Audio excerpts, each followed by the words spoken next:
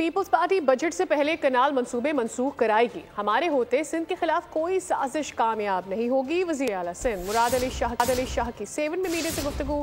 کہا عمر کوٹ والوں نے سازشی عناصر کو واضح پیغام دیا کہ عوام پیپلز پارٹی کے ساتھ کھڑے ہیں. بولے کل حیدرآباد میں نہروں کے خلاف جلسہ کیا. 25 اپریل کو سکھر میں جلسہ ہوگا. شکریہ بھی ادا کرنا چاہوں گا اور انہیں مبارکباد بھی دوں گا جو سازشیں کر رہے تھے, جو باتیں کر رہے تھے کہ جی پیپلز پارٹی سے سندھ کے لوگ کچھ ناراض ہیں یا وہ ان کی سازش ناکام کی انہوں نے. ہم تو ویلکم کرتے ہیں کنال کے خلاف کوئی بھی احتجاج کرے.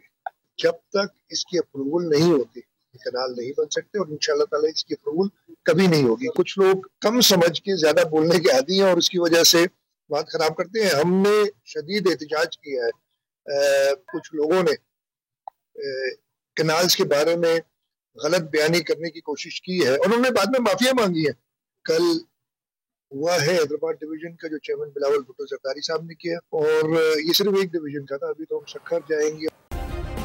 سبسکرائب کریں اور بیل دبائیں تاکہ کوئی خبر رہ نہ جائے.